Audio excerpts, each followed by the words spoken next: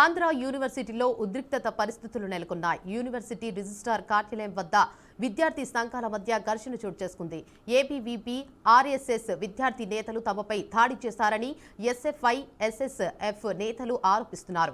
మత విద్వేషాలను రెచ్చగొడుతూ తమపై దాడికి దిగారని ఎస్ఎఫ్ఐ వర్గం మండిపడుతోంది. అయితే ఈ ఆరోపణలను ఏబీవీపీ, ఆర్ఎస్ఎస్ నేతలు ఖండిస్తున్నారు. ఎప్పటిలాగే యూనివర్సిటీలో సాధన కార్యక్రమాలు నిర్వహిస్తున్న సమయంలో ఎస్ఎఫ్ఐ, ఎస్ఎఫ్ఎఫ్ నేతలే ముందుగా దాడి చేశారని ఏబీవీపీ, ఆర్ఎఫ్ఎస్ఎస్ నేతలు ఆరోపిస్తున్నారు. ఇక ఇదే అంశానికి సంబంధించి మరింత సమాచారాన్ని మా ప్రతినిధి ప్రేమ్ లైవ్ ద్వారా అందిస్తారు.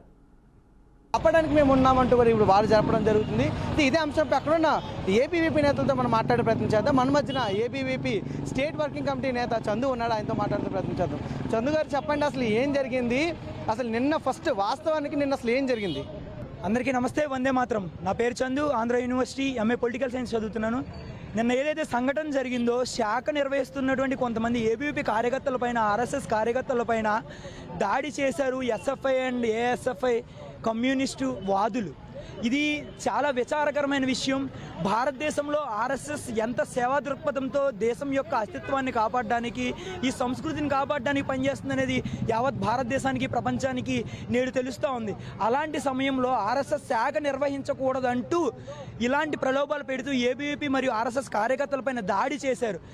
నిన్న మొన్న జరిగిన సంఘటనలో కూడా కర్ణాటక హైకోర్టు ఏం చెప్పింది?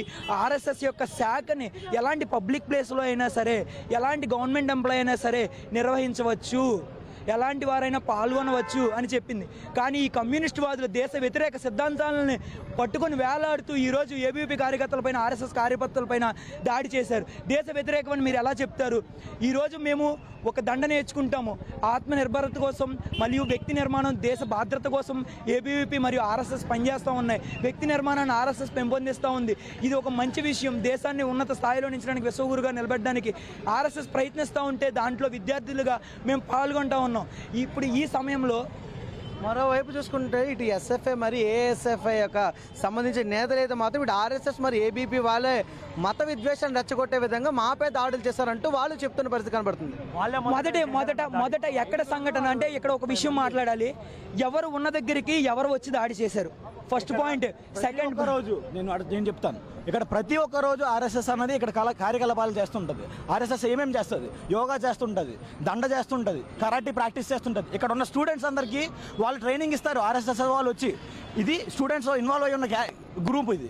ఎప్పుడైతే ఆర్ఎస్ఎస్ వాళ్ళు ప్రతిరోజు సాయంత్రం 6:30కి ఇక్కడ ప్రాక్టీస్ చేస్తారు. ప్రతి ఒక్క రోజు జరుగుతున్నది. ముందంతా జరగలేని గొడవలు ఈ రోజు ఎందుకు జరిగినాయి?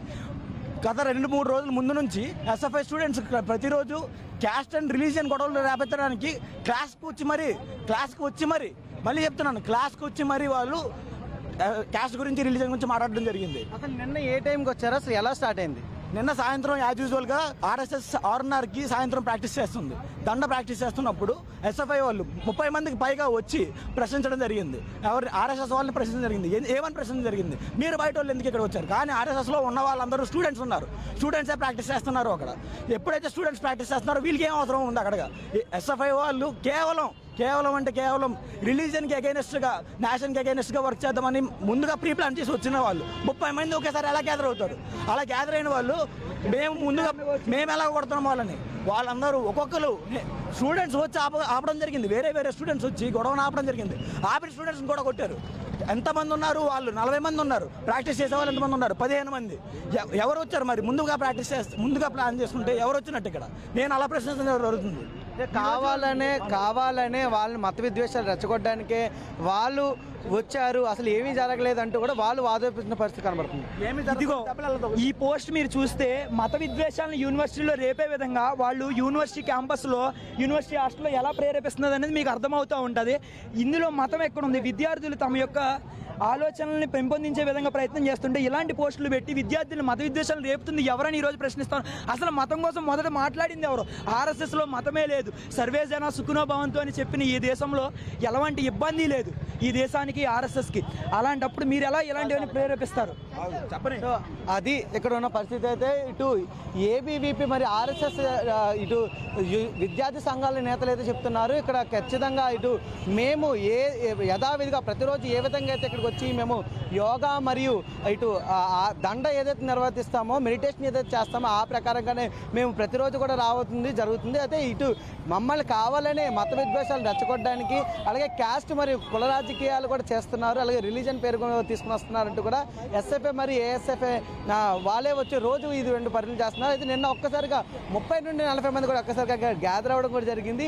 ఈ పరిస్థితిని వాళ్ళే రెచ్చగొట్టే పరిస్థితి కూడా చేశారంటూ కూడా ఇక్కడ ఉన్న విద్యార్థి నేతలు అయితే చెప్పడం జరిగింది. దీనిపై భవిష్యత్ కార్యాచరణ కూడా మేము ప్రకటిస్తాము, దీనిపై మేము ఊరికని ప్రసక్తి లేదంటూ కూడా ఇటు విద్యార్థి సంఘ నేతలు ఏదైతే ఏబీవీపీ ఆర్ఎస్ఎస్ నేతలు అయితే తెలియజేసిన పరిస్థితి కనబడుతుంది. కెమెరా పర్సన్ నటరాజ్తో ప్రేమ్ కుమార్, బీఆర్కే విశాఖ నుండి.